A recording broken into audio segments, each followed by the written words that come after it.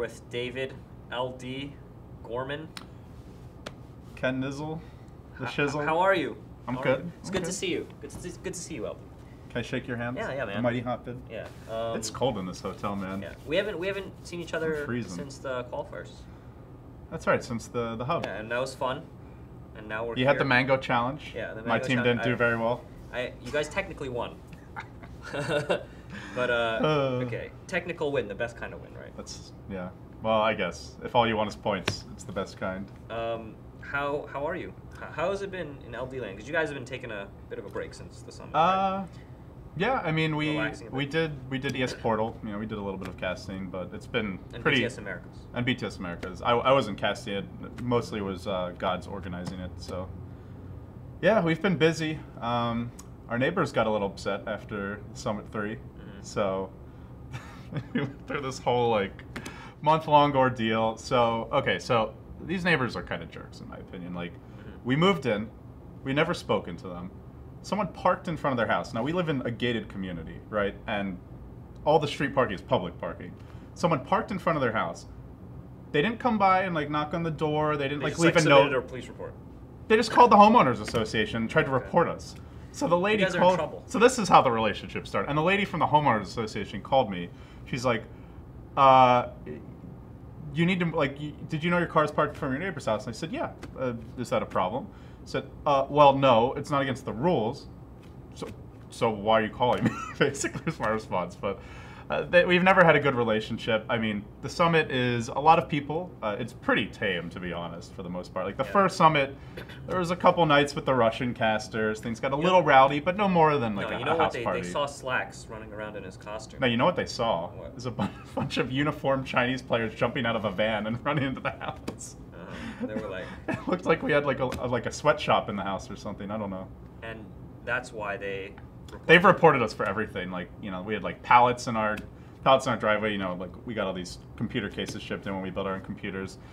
We're parking the wrong way on the street. Apparently, that's a reportable offense now. Normally, parking the wrong way only matters if there's traffic, because then you have to, you know, cross oncoming traffic. But they just find reasons to get mad at us. So, yeah, we've been busy scouting for new locations to run future summits potentially.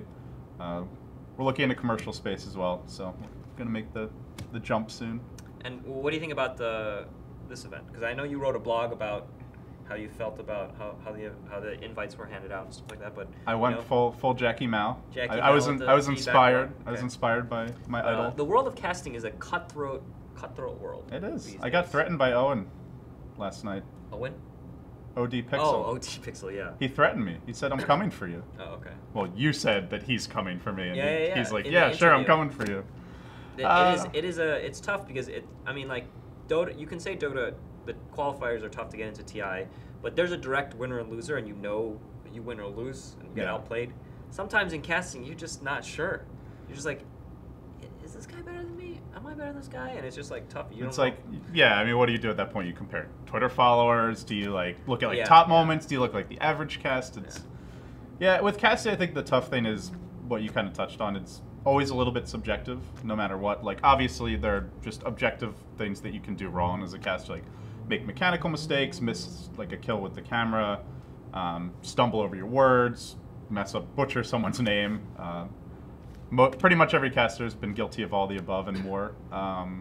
But beyond those, there's always like a lot of intangibles. Like, you know, for some casters, like just the way that they talk and the rhythm, like certain people love that and they feel like that really excites me. Other people really get into like catchphrases, I've talked just about volume. I mean, everyone kind of has their own preferences. I talked about that with Capitalist. Like, just like he said, like non-Americans find his enthusiasm very weird and forced, whereas Americans kind of relate to him a little bit better. I don't know. I haven't really paid too much attention to like where the people that give me feedback are from, but it sounds believable. I think it's interesting because some people who aren't from the US love the American accent and they feel like it sounds very professional. Like AC is a good example, especially when he first started casting, but others maybe find it abrasive and not as charming as like an English or Australian accent, for example. So having worked with you, you know, at the summit a little bit closer, you take on a lot of kind of like a management role a lot of the time. Yeah. Do you feel that, you know, like you're not focusing so much on casting anymore? I mean, I'm certainly not. Like, if you look at like the raw, in terms of how much I cast, I think I cast. Maybe not the past few months, but over the past year, I think I've cast pretty much as much as I ever did. Someone tabulated the number of games cast by all casters since TI4, and it was as of like February, and I think it was the most for any English caster. There was like Volat and Casper who had more than me, so I've certainly been casting a lot. Now, do I have as much free time to watch games as what I used to? Probably not. Like, it used to be like when I started full-time casting, I would basically just cast, we'd get tournaments, so we'd, get more opportunities to cast, and I'd watch Dota and play Dota. Like, now there's a lot more that goes into it. We, try to develop up-and-coming talent that work with us, organizing events, and organizing the summit's a lot different than an online cup.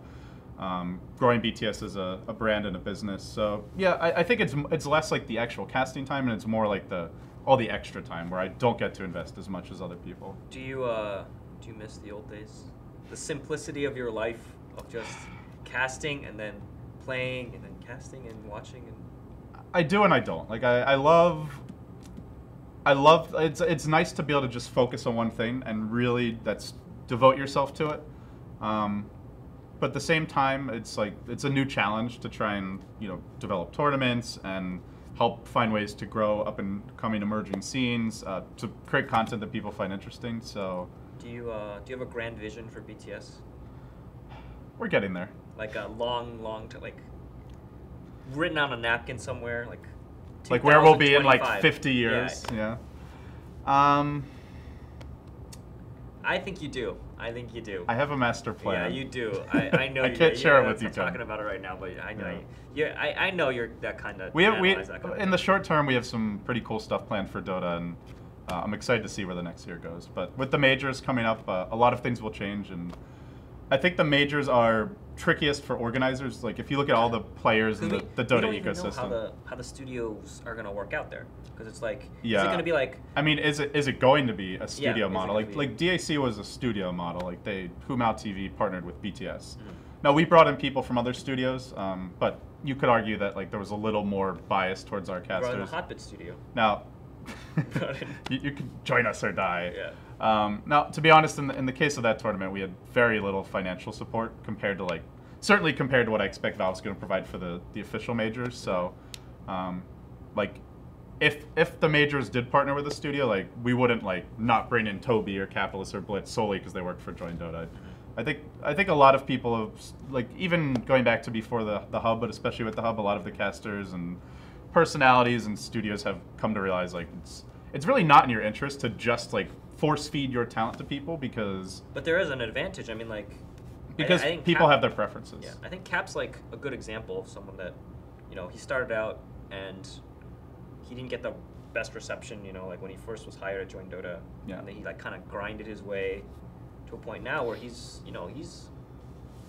cast in main stage, Yeah, I mean, it definitely helps working for a studio. You're gonna get opportunities you otherwise wouldn't. But I think when it comes to the majors, it's got to, especially since Valve is putting their name on it, it really can't look biased, right? Valve's that's always very big to Valve. They want the best talent at the. Now, do they bring in as many people? Maybe not, but I highly doubt you're only going to see only Join Dota people there, or only good studio people there, or only BTS people there. I think it will be a mix. The exact mix, the blend remains to be seen, but there will be multiple groups, I imagine. What do you do differently now as a caster than you did when you started?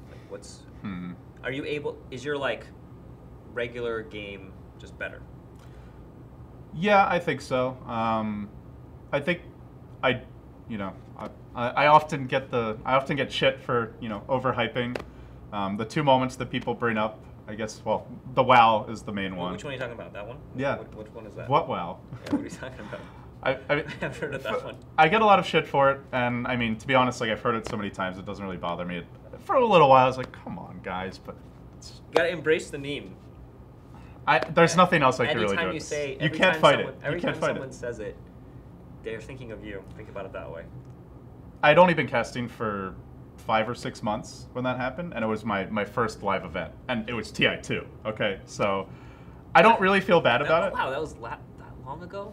It was 2012, and I started in like I think it was July, So and I started casting in January. I didn't really get to start casting Dota 2 for live matches until March. So I don't even cast any live matches for like 3 or 4 months. That's a 3-year meme. That's the dankest. It's funny because people like bring it up as like evidence of how my casting is now, and you know I think every caster has their moment where like, especially if you're a play-by-play guy, you know, Toby. Dota's kind of interesting because you compare Dota to other games, and the style of casting to me is quite a bit different. But I think a lot of it comes back to like the 2 big casters, Toby and Velat, who were the casters in their scenes for a long time. They set like a certain type of style of casting as like the one that people like the most. So it's kind of natural to gravitate towards that. People love their hype. You know, it's actually Dakota, our Cuddle Guy, was showing me BattleBots. I don't know if you've ever seen BattleBots. The hype casting is great. They relaunch and they just go nuts. The casting is great, but you know, the stuff that I get a hard time for, if people don't like that, they should not watch BattleBots. Because like so for those who don't know, it's like people build robots and they fight each other. Yeah. And the goal is to like throw theirs out of the rain or disable it or whatever. It's pretty fun to watch, but like the 2 robots hit each other and the announcers would just be like, whoa, whoa! Yeah, they just yell. I fun. like that style, the Korean style. And it's the same thing with the Korea casters, but for some... the third guy that just yells. But for some reason, it's okay for the Koreans to do it. You're overreacting and fake hyping if you do it as an English caster, so... Well, I think... You know, I think... I mean, they got experience. I think it's... I think a lot of it is because the viewers don't speak the language. Yeah. If they spoke Korean, I think they would... But like, they would think it's a lot dumber. Yeah. He literally just yells. He goes, ah. He's like, who's that guy whose job it was to just like go like, whoa, in that one? This would be a Zyori question. He knows his random pop culture better.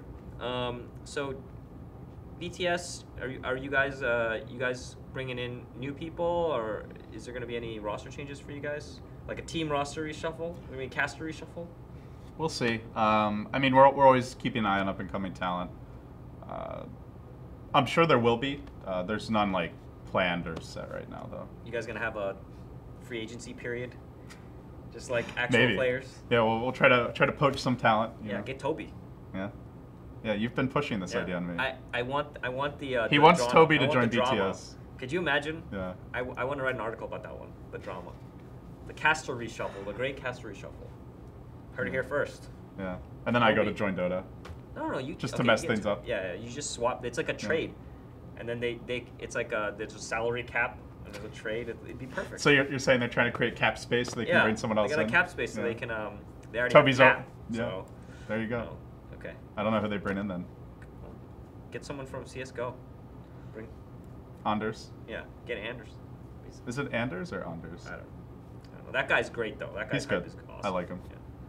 Seems like the nicest guy ever too, from his tweets. Anyway. Maybe he's an asshole in real life. I don't think so. I don't think that's the case. He does seem like a nice guy. Okay, well, you know, I'm trying to keep these short this year. A little shorter. A little shorter. Oh, are you calling me boring? No, we're already past 10 minutes, I'm sure. 10 minutes? Yeah.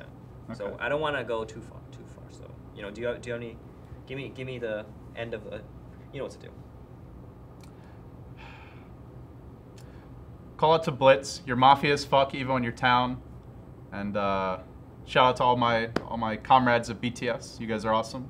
Kill it this year. That's pretty much it. You go to the call out first. I like it. Yeah. Aggressive. Yeah. Okay. His shitty town almost lost us the game yesterday. Oh well. I mean, your voice and projection is very good in the games of Mafia. I feel. Yeah. The caster being a caster helps. There's a lot of casters though, so it's you know, tough to stand out. Okay. Well, thanks a lot. You know, good luck. I mean, you know, need luck, but good luck casting the main event. And thanks, buddy. We'll talk after that, I'm sure.